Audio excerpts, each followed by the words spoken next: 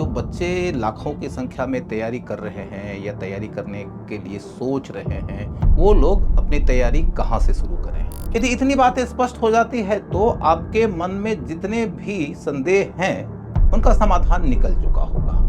ये ध्यान रखा जाए कि हम ऐसे बच्चों को तैयार करें जो सोचने समझने वाले हों, कि हमें ऐसा पाठ्यक्रम तैयार करना चाहिए जिनसे गुजरते हुए बच्चा भारत के समाज को बढ़िया से समझ जाए। आप सोचते हो पॉलिटी पढ़ना है तो चलो लक्ष्मीकांत पढ़ लेते हैं। लक्ष्मीकांत की किताब गाइड है, जैसे कि स्पेक्ट्रम गाइड है। गाइड से मेंस का एम तक नहीं हिलेगा। करंट और कन्वेंशनल को जोड़ने का आपका अभी का अभ्यास आपको एग्जाम के लिए एग्जाम फिट बना के छोड़ेगा। नमस्कार, मैं रजनीश राज आज आप लोगों के लिए एक बहुत जरूरी विषय पर चर्चा लेकर आया हूं। चर्चा का विषय यह है कि जो बच्चे लाखों की संख्या में तैयारी कर रहे हैं या तैयारी करने के लिए सोच रहे हैं, वो लोग अपनी तैयारी कहाँ से शुरू करें, कैसे शुरू करें और उनकी तैयारी के लिए एनसीईआरटी की किताब का क्या महत्व है। मैं इसके महत्व के बारे में अलग अलग सेगमेंट में बांट के आपके सामने में बात रखूंगा। नंबर एक, कि एनसीईआरटी हमारे लिए प्रीलिम्स के ख्याल से कैसे जरूरी है। नंबर दो, एनसीईआरटी हमारे लिए मेंस के ख्याल से कैसे जरूरी है। नंबर तीन, एनसीईआरटी हमारे लिए क्या इंटरव्यू के ख्याल से भी जरूरी है। क्या एनसीईआरटी हमारे लिए प्रीलिम्स में सिर्फ जीएस के लिए जरूरी है या कि ये सीसैट के लिए भी जरूरी है।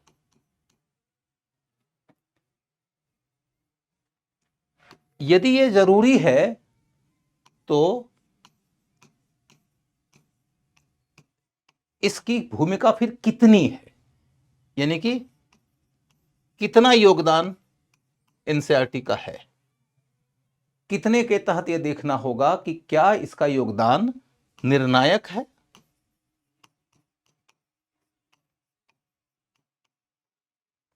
यदि यह सिद्ध होता है कि निर्णायक है तो हमें यह देखना पड़ेगा कि एनसीईआरटी के अंतर्गत हम लोग कौन कौन से कक्षाओं की बुक्स कवर करेंगे। कौन कौन सी कक्षाओं की बुक्स को जब कवर करने की बात स्पष्ट हो जाती है, तब हमें यह देखना चाहिए कि एनसीईआरटी की किताब हम किस तरह से पढ़ें, किस तरह से पढ़ें। जब इतनी बातें स्पष्ट हो जाती है तब हमें यह देखना होगा कि हम एनसीईआरटी बेस्ड प्रैक्टिस कैसे करें। प्रैक्टिस कैसे करें।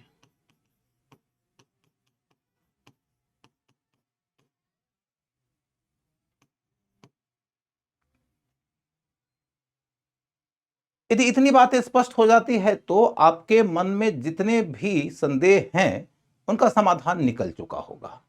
उसके बाद फिर बात आपकी रह जाती है कि आप बात मानते कितनी है, क्योंकि योजनाएं तो बनते रहती हैं। जब योजनाओं पे अमल हो जाता है ना, तो कमाल हो जाता है। मैं चाहता हूं कि आप कमाल करें और उस कमाल के लिए आवश्यक है एनसीईआरटी। और वो कैसे, उस कैसे की ओर आपको लेके जाऊं, इसके पहले मैं आपको एनसीईआरटी के विजन के बारे में बताता हूं कि कब शुरू हुआ एनसीईआरटी, क्यों शुरू हुआ एनसीईआरटी और यूपीएससी के लिए विशेष तौर पर क्यों जरूरी है एनसीईआरटी। मैं PT, mains, CSAT, GS, optional, इन सबों में एनसीईआरटी की भूमिका की ओर 1 मिनट के बाद आता हूं। सबसे पहले आपको यह मालूम हो कि जब हिंदुस्तान आजाद हुआ, उस समय अलग अलग राज्यों की शिक्षा का कैरिकुलम अलग अलग था। सबकी अपनी अपनी किताबें थी, एक इंटीग्रेटेड अप्रोच नहीं था, एक समृद्ध रिसर्च करने की टीम नहीं थी। पाठ्यक्रमों के अंतर्गत नेशनलिस्ट, डेमोक्रेटिक माइंडसेट वाली पढ़ाई नहीं थी, उसके मुताबिक पाठ्यक्रम नहीं था। स्टूडेंट्स को हम साइंटिफिक टेम्परामेंट दे सकें, इस तरीके की सोच के साथ स्टडी मटेरियल तैयार नहीं था। अतः इन सब की समस्याओं को और सीमाओं को समझते हुए भारत के उस समय के प्रधानमंत्री जवाहरलाल नेहरू, बहुत बड़े संविधानविद, बहुत सारे साइंटिस्ट लोग, शिक्षा मंत्री मौलाना आजाद, इन सब लोगों ने मिलकर यह डिसाइड किया कि सेंट्रल लेवल पर गवर्नमेंट को चाहिए कि वो एक ऐसी संस्था का निर्माण करे जो स्टूडेंट्स को ऐसी शिक्षा दे जिस शिक्षा के अंदर गुणवत्ता तो हो, शिक्षा के अंतर्गत जो बातें बताई गई है उन बातों की प्रामाणिकता तो हो। गुणवत्ता और प्रामाणिकता, इन सब से अलग मैं गुणवत्ता प्रामाणिकता की बातों को 1 मिनट के बाद उठाऊंगा। यह ध्यान रखा जाए कि हम ऐसे बच्चों को तैयार करें जो सोचने समझने वाले हों, जिनका टेम्परामेंट साइंटिफिक हो, वो अंधा अनुकरण करने वाले, आस्था के ऊपर चलने वाले बच्चे नहीं हों। वो किसी भी बात को यदि आपके सामने रखें तो उसके कार्य और कारण कॉजल चेन के साथ रखें।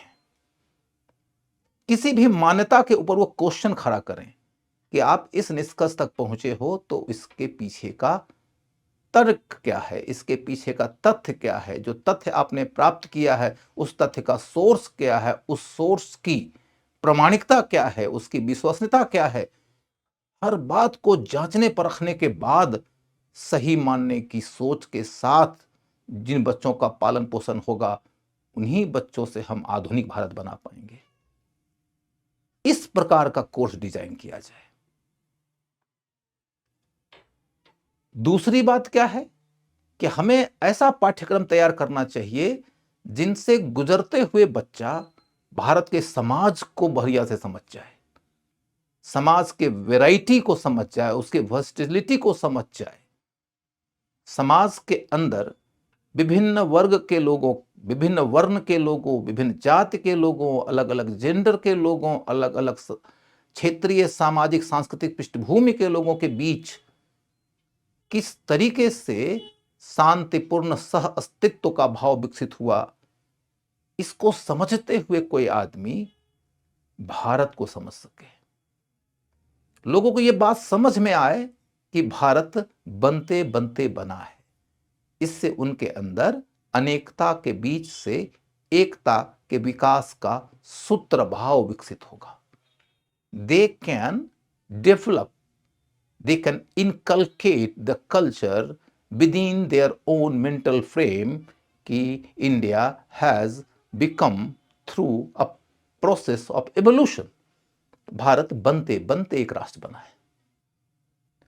उन्हें यह बात भी सोचना था कि हिंदुस्तान के लोगों को हम ऐसी शिक्षा दें जिस शिक्षा के अंदर डेमोक्रेटिक माइंडसेट विकसित हो, लोकतांत्रिक मानसिकता,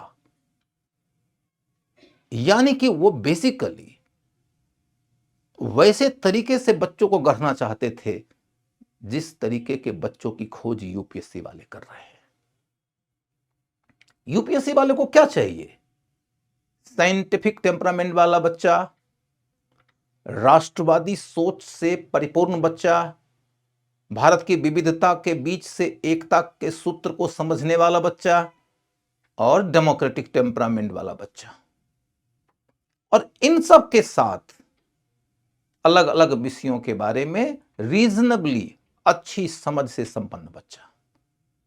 इसलिए बच्चों ध्यान रखना कि आपको गाइड्स अनेक मिल जाएंगे, वो आपको अनेक तरीके से मिसगाइड भी कर देंगे।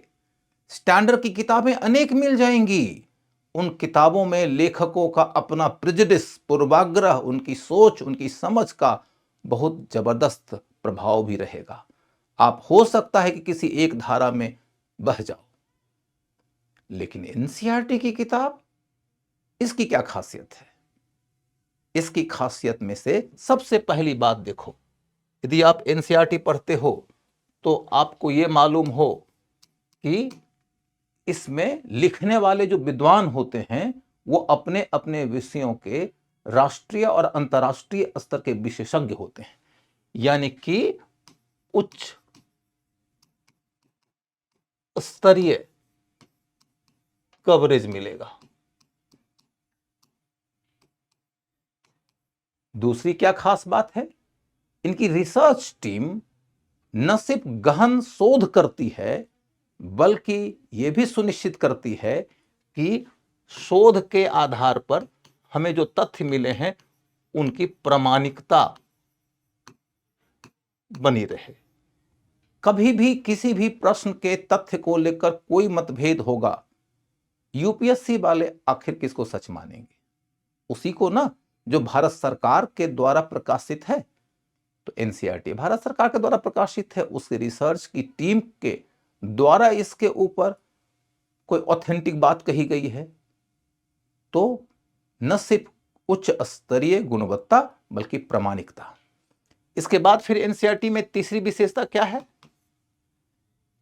एनसीईआरटी की तीसरी विशेषता यह है कि इसे लिखा गया है ये सोच के कि हम उन बच्चों को इसे समझा सकें जो भी स्कूल गोइंग है। यानी कि कल्पना करके देखो, उच्च स्तर, प्रामाणिक, लेकिन आम आदमी को समझने के लायक, कम एज के बच्चे को समझने के लायक। इसलिए इसे तुम जब पढ़ोगे तो तुमको क्या लगेगा? ये कहानी की तरह सहज है, इसमें प्रवाह है। उसके बाद क्या खास बात है इसमें? खास बात यह है बच्चों कि एनसीईआरटी के लेखक ने जब कोई चीज लिखा है तो किसी भी टॉपिक को फिर अनेक सब टॉपिक में बांटना, उस सब टॉपिक को फिर अलग अलग पैराग्राफ्स में बांटना, इन सब के लिए उन्होंने बहुत प्रॉपर तरीके का स्ट्रक्चर बनाया है। यानी संरचनाबद्ध तरीके से इसकी रचना की गई है, संरचनाबद्ध तरीके से रचना की गई है। यह नहीं है कि कहीं से कोई टॉपिक शुरू कर दिया गया है, कहीं पे जाके वो खत्म हो जाएगा, या तो आधा अधूरा रहेगा, या फिर बातें समझ में ही नहीं आएगी। ऐसी कोई बात नहीं। एनसीईआरटी जब पढ़ोगे तो आपको लगेगा कि आपको इस सब्जेक्ट की एक ठीक ठाक स्तर की कहानीगत समझ मिल गई है। इसके बाद फिर क्या है, देखोगे कि इसके अंतर्गत इलुस्ट्रेशन बहुत अच्छा है।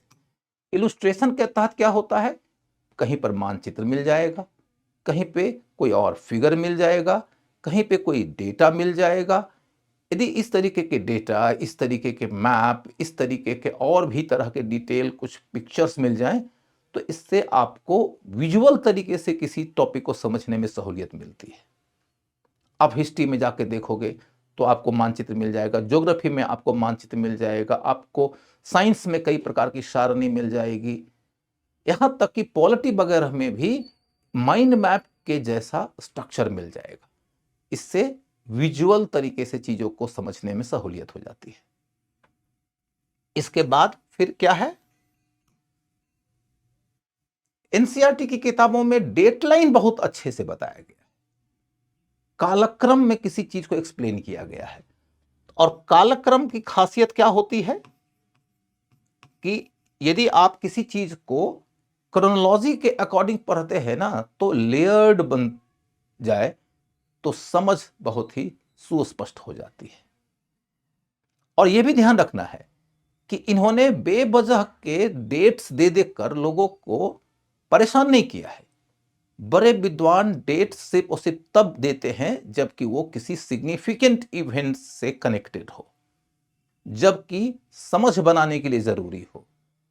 गाइड्स की तरह नहीं होते हैं इनके लेखक जो कि डेट्स का प्रकाश पुंज भर दें ताकि बच्चे का पूरा जीवन ही अंधेरे में डूब जाए। क्रोनोलॉजी स्पष्ट करते हैं। फिर एनसीईआरटी की क्या खासियत है कि जैसे ही कोई टॉपिक खत्म होता है उस टॉपिक के पीछे वो प्रैक्टिस का पेपर दे देते हैं। अभ्यास करा देते हैं आपका, और इसमें आपको एमसीक्यू माने मल्टीपल चॉइस वाले क्वेश्चन भी मिल जाते हैं जो पीटी में पूछा जाता है, और इसमें आपको डिस्क्रिप्टिव भी मिल जाता है जो कि मेंस में पूछा जाता है, कि जिसके तहत आपको उनके द्वारा दिए गए प्रश्नों का उत्तर अपने द्वारा गढ़ना है। प्रश्न को समझने की समस्या आपको पहले आएगी, प्रश्न समझ गए तो उत्तर के पॉइंट्स कौन से जाएंगे, उत्तर के पॉइंट समझ गए तो उत्तर के पॉइंट्स को कौन से क्रम में पेश करेंगे, और क्रम के बाद फिर ये तय करना होगा कि कौन से पॉइंट को कितना शब्द में हमें लिखना है, वगैरह वगैरह करते हुए आप उत्तर लिखिएगा। तो प्रत्येक टॉपिक में आपको अभ्यास के लिए क्वेश्चंस भी मिल जाएंगे। एक और बात आप देखोगे बच्चों कि एनसीईआरटी की भाषा कैसी है।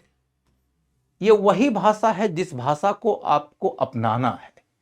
यदि आपने इसकी शैली को सीख लिया, इसके शब्दों के चयन को समझ लिया, किसी विषय को ये कौन से तरीके से पेश करते हैं, न तो भाषा की कोई जटिलता होती, न कोई संस्कृत निष्ठ शब्दों का दबाव होता, और फिर भी गजब का प्रवाह होता है। विद्वान लोग इसी तरीके की भाषा में लिखते हैं। यदि आपने इनकी भाषा शैली को सीख लिया तो आपकी प्रस्तुति भी कमाल की हो जाएगी। तो बच्चों, एक बात तो समझ में आ गई कि एनसीईआरटी पढ़ना बेहद जरूरी है। एनसीईआरटी के पढ़ने के पर्पस की जब समझ आपकी बन गई तो मैं कहूंगा कि अब हमें ओवरऑल से निकलकर थोड़ा स्पेसिफिक में जाना चाहिए। क्यों पढ़ना चाहिए एनसीईआरटी, ये बात तो हो गई। तब हम चलकर देखेंगे कि एनसीईआरटी के पढ़ने से हमारे पीटी के एग्जाम को क्या फायदा होगा। पीटी के एग्जाम के ओवरऑल स्कीम को समझो, और उसके लिए एनसीईआरटी की उपयोगिता को एक बार यदि समझ लिया तो फिर एनसीईआरटी आप कभी नहीं भूलोगे। देखो, 100 क्वेश्चंस पूछे जाते हैं इन यूपीएससी के पीटी में जीएस के लिए।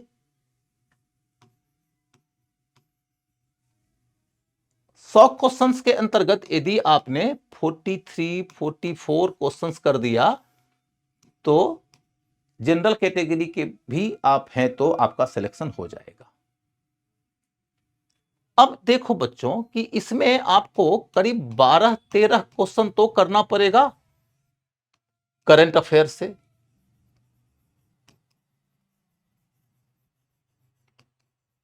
क्योंकि कम से कम भी तो 20 क्वेश्चंस तो पूछे जाएंगे करंट अफेयर से। उन 20 में से आपने 12-13 कर लिया। कौन से सेक्शन से? करंट अफेयर से। तो आपके लिए कितने का अतिरिक्त टास्क बचा? आपके पास जो अतिरिक्त टास्क बचा है वो 30 से 32 क्वेश्चंस का है। 30 से 32 क्वेश्चंस आपको अतिरिक्त रूप से करना होता है। कितने में? 100 क्वेश्चन पूछे जाते हैं, 20 क्वेश्चन करंट का आया तो बच गया 80। 80 क्वेश्चंस पूछे जाएंगे 6 सब्जेक्ट्स से। पीटी में 7 सब्जेक्ट होते हैं, उनमें एक करंट अफेयर्स होता है। बचे हुए 6 सब्जेक्ट कौन से हो जाएंगे? History, polity, economy, geography, environment, general science. तो इस तरीके के जो 6 सब्जेक्ट्स हैं, मानकर चलिए कि 13-14 क्वेश्चंस प्रत्येक सेक्शन से क्वेश्चन के रूप में आएंगे। यदि वो 80 क्वेश्चन बचा हुआ है तो 80 में से मानकर चलो आपकी 20 से 25 क्वेश्चंस तो डायरेक्टली या कभी कभी इनडायरेक्टली एनसीईआरटी बेस्ड ही होंगे। एनसीईआरटी बेस्ड ही होंगे। यानी आपने यदि ठीक से जम के तैयारी किया है ना एनसीईआरटी की, तो आप 32 क्वेश्चन जो एक्स्ट्रा आपको करना है करंट अफेयर से अलावे, उसके अंदर के 20 क्वेश्चन का शानदार बैकग्राउंड पाएंगे। हो सकता है कि आप सीधा सीधा एनसीईआरटी से उन 20 प्रश्नों का उत्तर नहीं निकाल पाए, लेकिन इतनी बात तय है कि यदि उसके बाद आप किसी टीचर का क्लास करते हैं तो आप एनसीईआरटी और टीचर के क्लास के संयोग के आधार पर प्रश्न का उत्तर निकालने में बिल्कुल सहज हो जाते हैं। कभी कभी तो सीधा क्वेश्चन मिल जाता है, और वो भी एक दो नहीं। मैंने कहा डायरेक्टली और इनडायरेक्टली मिलाकर क्वेश्चंस कितने आ जाते हैं एनसीईआरटी के बीच से, तो 20 से लेकर कभी कभी 25 तक। यहां तक देखो बच्चों, आपको मैं एक चतुर्भुज देता हूं, इस चतुर्भुज को ध्यान में रखोगे, आपको पीटी पास करने का एक श्योर शॉट सोर्स मिल जाएगा। पक्के तौर पर आपकी तैयारी पास करने के हद तक जा सकती है। तो कैसे? तो इसके लिए मैंने कहा एनसीईआरटी,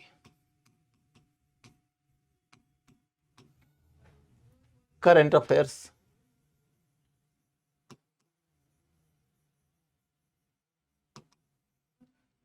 क्लास डिस्कशन और पीवाईक्यू एंड टेस्ट, जिसके रास्ते आप मोर देन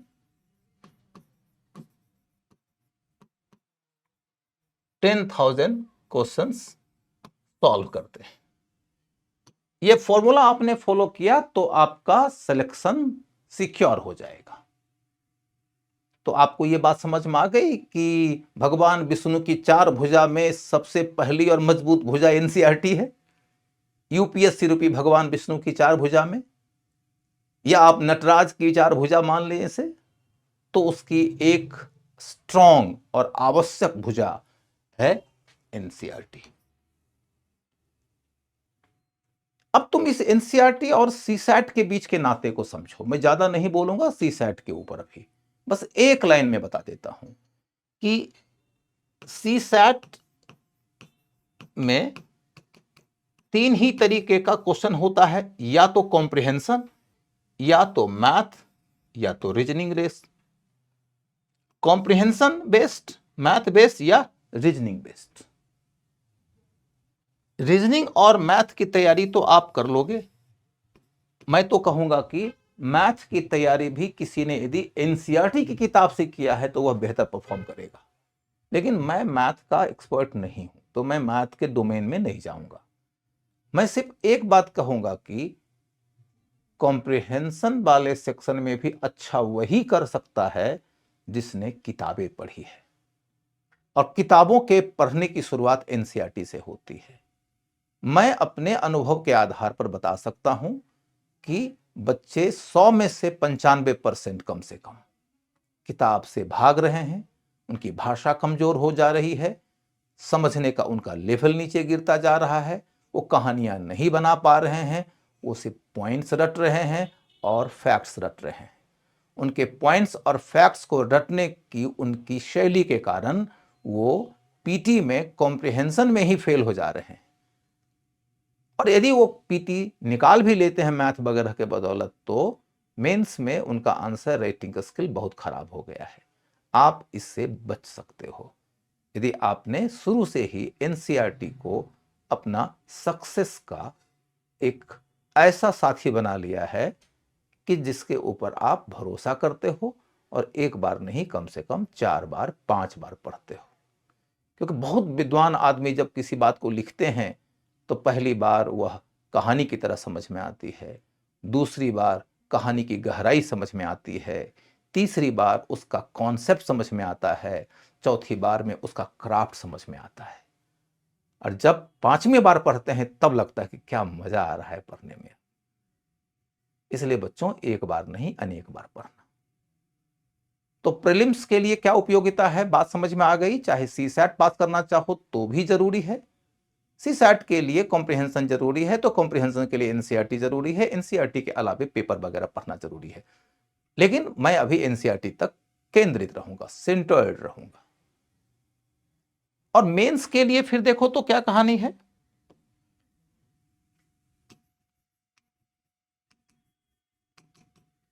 तुम मेरी पीछे की चर्चा को 1 मिनट के लिए रीथिंक करो। मैंने कहा कि भारत सरकार ने 1961 में किसी खास तरह के उद्देश्य के लिए एनसीईआरटी किताब लिखवाया था।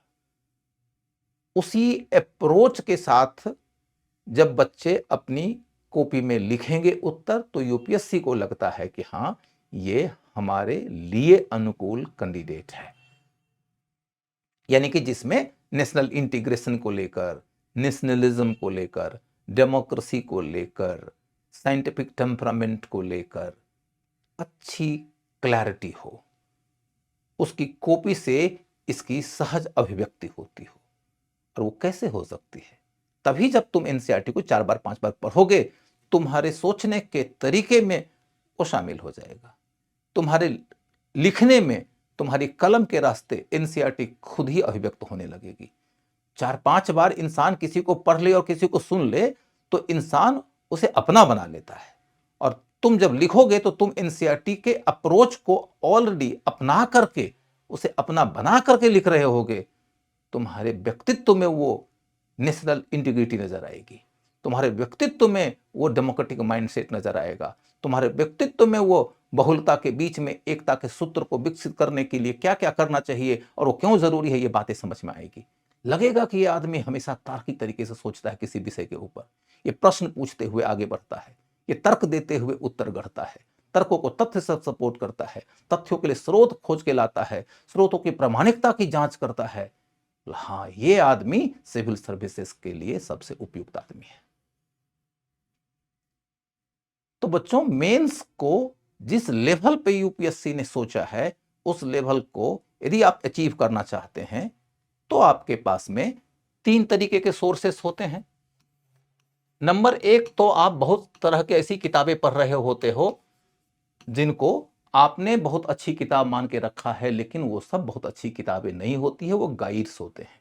जैसे कि हिस्ट्री के विद्यार्थी सोचते हैं कि हम स्पेक्ट्रम पढ़ लें, और स्पेक्ट्रम के जो लेखक हैं वो कोई हिस्टोरियन थोड़े हैं, उन्होंने गाइड लिखा है। मैं ये नहीं कहता कि गाइड अच्छी नहीं है, लेकिन वो गाइड है, उससे आपको भाषा नहीं मिलना है, उससे आपको कॉन्सेप्ट नहीं मिलना है, उससे आपको डिसीजन मेकिंग नहीं मिलना है।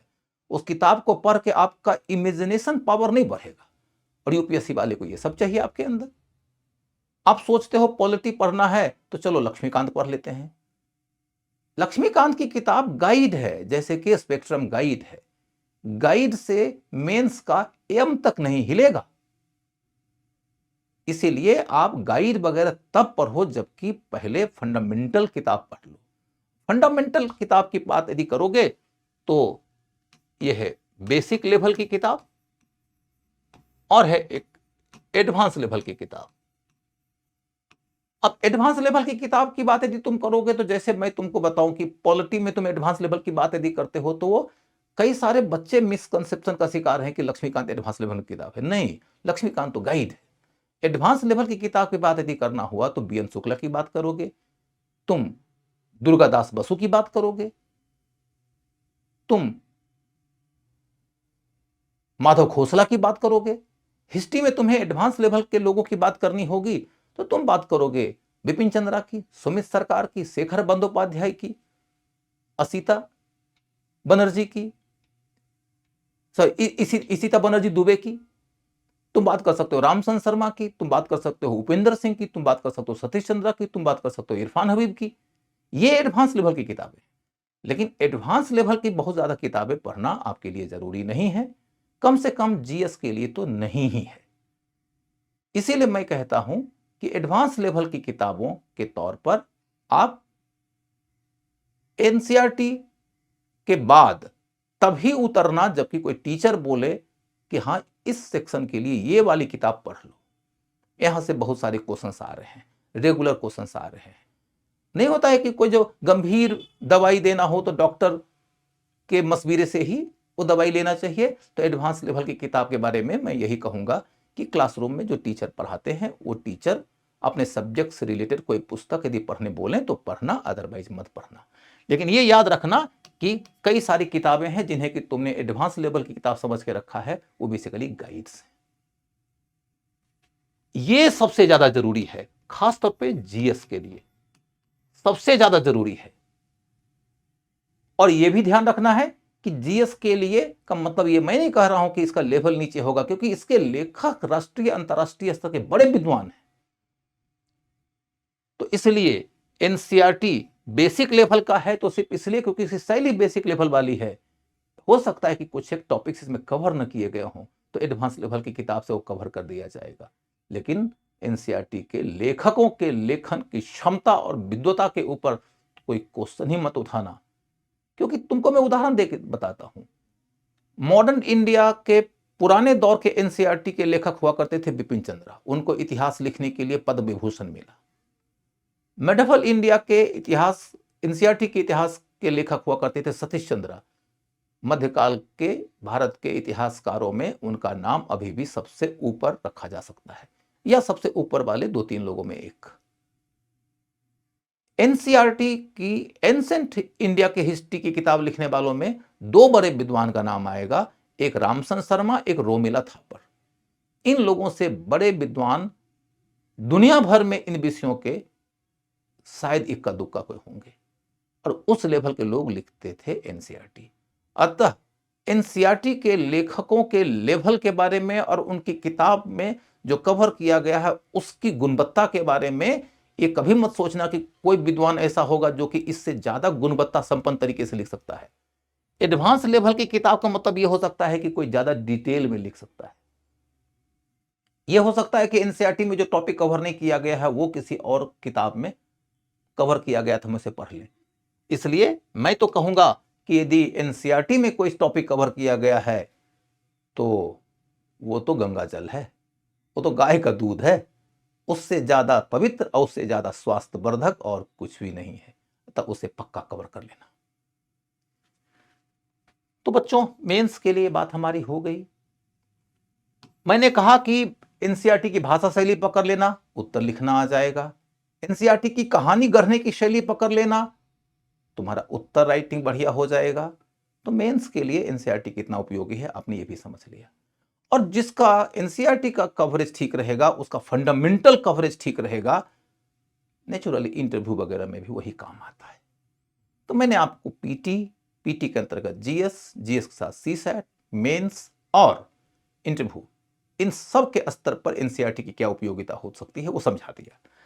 अब हमारे सामने में क्या विषय है, एनसीईआरटी यदि पढ़ना जरूरी है तो हम कौन सी कक्षा की एनसीईआरटी पढ़ें, कौन सी कक्षा की एनसीईआरटी पढ़ें। और इस सवाल का जवाब जब मुझे देना होता है तो मैं आपसे यह पूछना चाहता हूं कि आपका अपना लेवल क्या है, कौन सी कक्षा के एनसीईआरटी पढ़ें। इसका उत्तर कोई एक विद्वान, कोई एक विशेषज्ञ मात्र नहीं दे सकता। कई सारे बच्चे कहते हैं कि क्या सर हम 6ठे क्लास की एनसीईआरटी पढ़ें। जब कहता हूं कि 6ठे क्लास की एनसीईआरटी पढ़ो तो लोग नाक मुंह सिकोड़ लेते हैं। और मैं आपको एक अनुभव बताता हूं कि मैंने एक बार क्लास में बच्चे को कह दिया कि मैं 6ठे क्लास के एनसीईआरटी के हिस्ट्री के एक्स टॉपिक का टेस्ट लूंगा, 2 दिन के बाद तुम उसको पढ़ के आना। लोग पढ़ के आए, मैंने खुद उसके ऊपर बेस्ड क्वेश्चन गढ़ा। मैं जब क्वेश्चन गढ़ूंगा, मैं पिछले 22 वर्षों से हिस्ट्री पढ़ा रहा हूं, जीएस पढ़ा रहा हूं, ऑप्शनल पढ़ा रहा हूं, लाखों विद्यार्थियों को पढ़ा चुका हूं, हजारों बच्चे हमसे पढ़ के पास कर चुके हैं, कितने टॉपर्स पढ़ के पास कर चुके हैं। तो नेचुरल बात है कि मेरा तो अपना एक अनुभव होगा। मैंने उसमें थोड़ा थोड़ा ट्विस्ट किया, मात्र कोई बाहर का एडिशनल फैक्ट नहीं मिलाया, सिर्फ कॉन्सेप्ट को यूज करके क्वेश्चन गढ़ा। और 20 क्वेश्चन में अधिकतम संख्या ठीक करने वालों को जो थी वो 13 थी। ये यूपीएससी के ऑफलाइन में बैठे हुए बच्चों के परफॉर्मेंस की बात मैं बता रहा हूं आपको। तो ये ध्यान रखना कि किस क्लास की एनसीईआरटी पढ़ना है। मेरा हमेशा सुझाव रहता है 6 to 12।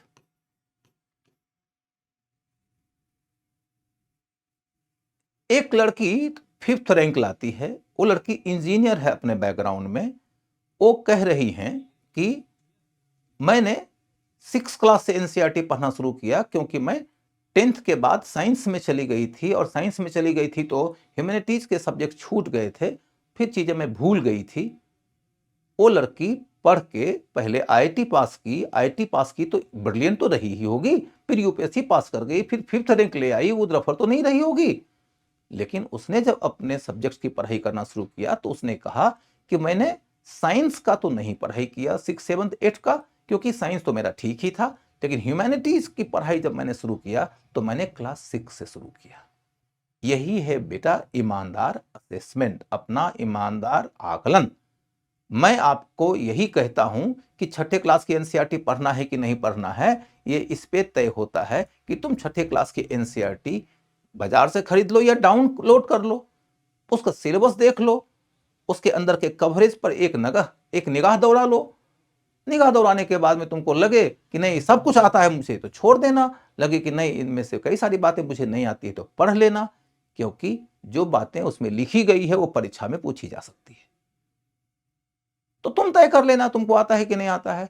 मेरा अनुभव यह है कि गंभीर बच्चों की श्रेणी की बात यदि मैं करूं तो उनमें से 100 में से 95% बच्चे को 6 क्लास के एनसीईआरटी के ऊपर मैं क्वेश्चन दे दूंगा तो पानी पी जाएगा। इसलिए आपको जरूर पढ़ना चाहिए 6 क्लास के एनसीईआरटी। 6, 7, 8 इसकी एनसीईआरटी को आप एक राउंड बढ़िया से पढ़ लो, फिर उसे छोड़ दो। सबसे ज्यादा फोकस करना है 9th एंड 10th की एनसीईआरटी पे। इसे तो आप कम से कम भी तो 4-5 बार पढ़ना। 9th और 10th के एनसीईआरटी को तो 4-5 बार पढ़ना, और फिर 11th एंड 12th की एनसीईआरटी की बात जब आएगी तो आप सेलेक्टिव हो जाना। सेलेक्टिव हो जाना कि इसका कौन सा टॉपिक कवर करें, कौन सा सिलेबस का पार्ट नहीं है तो छोड़ दें, कौन से बुकलेट को कवर करें, कौन सा बुकलेट सिलेबस के लिए अनुकूल नहीं है उतना तो छोड़ दें। सेलेक्टिव हो जाना, सीधे सीधे नहीं छोड़ना है, बुक को सेलेक्ट करना है, टॉपिक्स को लेकर सेलेक्टिव हो जाना है। लेकिन अब कौन कौन से टॉपिक को लेकर सेलेक्टिव होना है उसके बारे में आज के वीडियो में मैं चर्चा नहीं करूंगा। इसके लिए फिर किसी और दिन किसी और डिटेल के लेवल पर जब चर्चा होगी तो मैं बताऊंगा। अब चल के देखते हैं बच्चों की एनसीईआरटी की किताब जब हम पढ़ते हैं, कौन से क्लास की किताब पढ़ते हैं, इसकी चर्चा खत्म करने के बाद हमें कैसे पढ़ना चाहिए। How to read, how to read,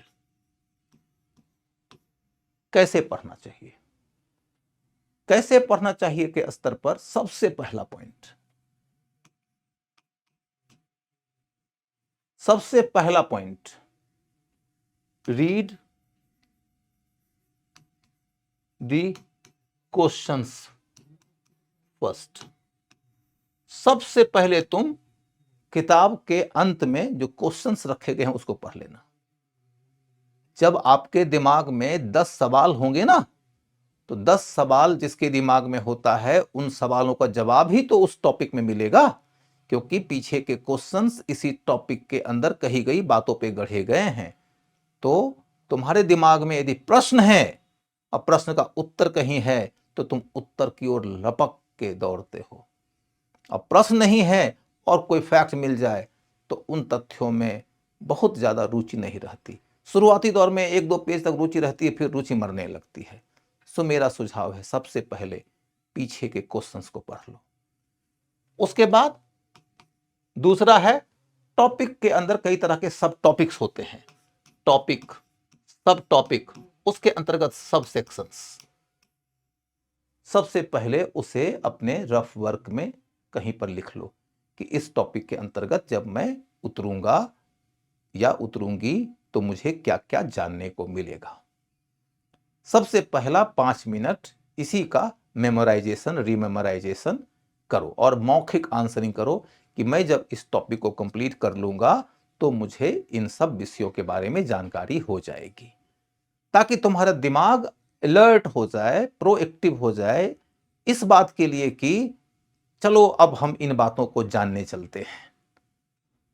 दिमाग को पहले जगाना पड़ेगा ना। जैसे गाय दूधते हो तुम, तो पहले बछड़े को दूध पिलाया जाता है तो गौ माता दूध देने को तैयार होती है। वैसे ही दिमाग को पहले जगाओ, उसके बाद उसको उस टॉपिक में उतारो।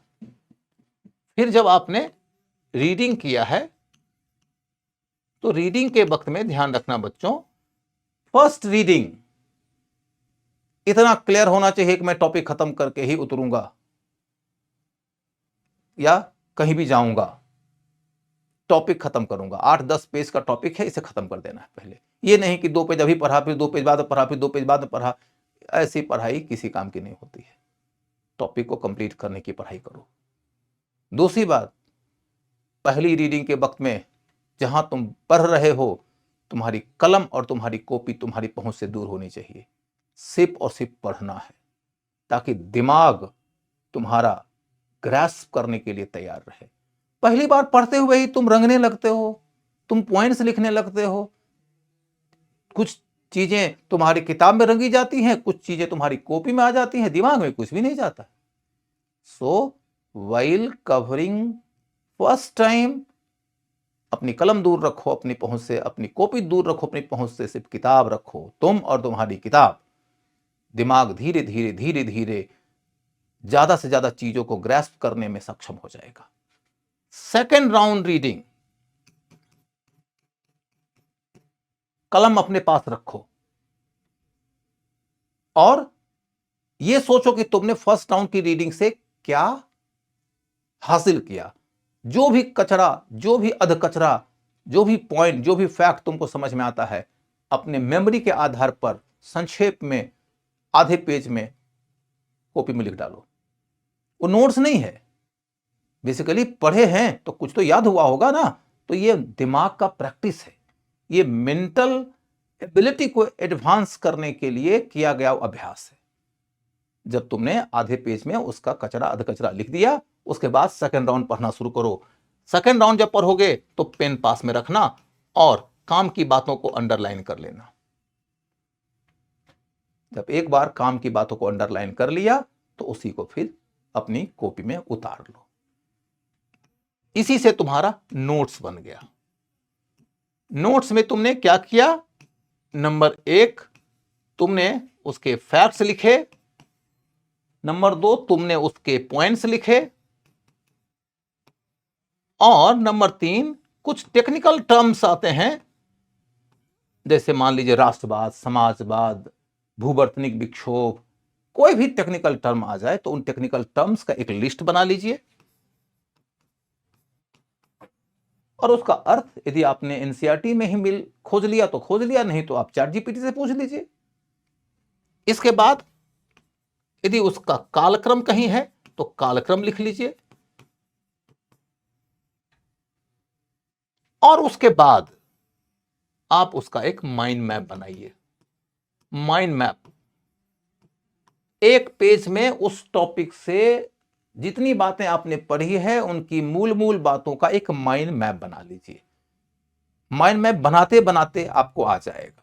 और फिर एक स्ट्रक्चर के अंदर पूरे टॉपिक को उतार देने का जो अभ्यास है, धीरे धीरे आपको इतना सक्षम बना देगा कि आप उसी माइंड मैप को देखेंगे और लगेगा कि पूरा के पूरा एनसीईआरटी आपने रिवाइज कर लिया। तो इस तरीके से एनसीईआरटी पढ़ेंगे। इसे पढ़ने के तरीके में एक एडिशनल चीज बताता हूं आपको कि आप जब एनसीईआरटी पढ़िएगा,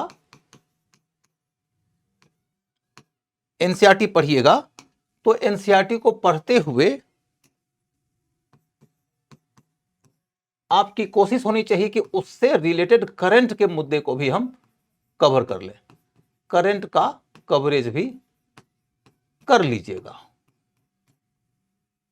यदि आपने उसी समय उससे रिलेटेड करंट का कवरेज किया तो न सिर्फ आपका कन्वेंशनल स्टडी ज्यादा समृद्ध हो जाएगा, बल्कि करंट और कन्वेंशनल को जोड़ने का आपका अभी का अभ्यास आपको एग्जाम के लिए एग्जाम फिट बना के छोड़ेगा।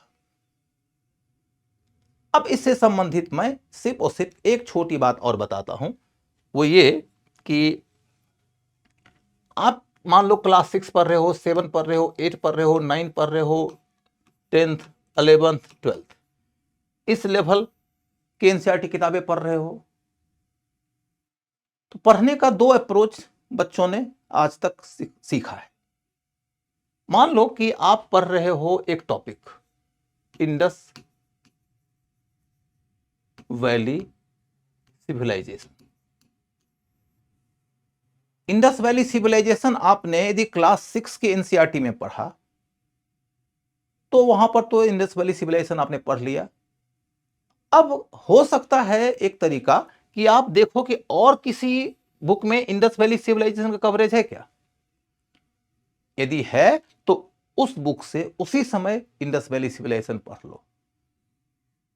तो एनसीईआरटी का कवरेज एक बार में सिर्फ एक क्लास का कवरेज नहीं होगा, एक टॉपिक का कवरेज हो जाएगा। यानी कवरेज दो तरीके का होता है, एक होता है क्लास वाइज और एक होता है टॉपिक वाइज।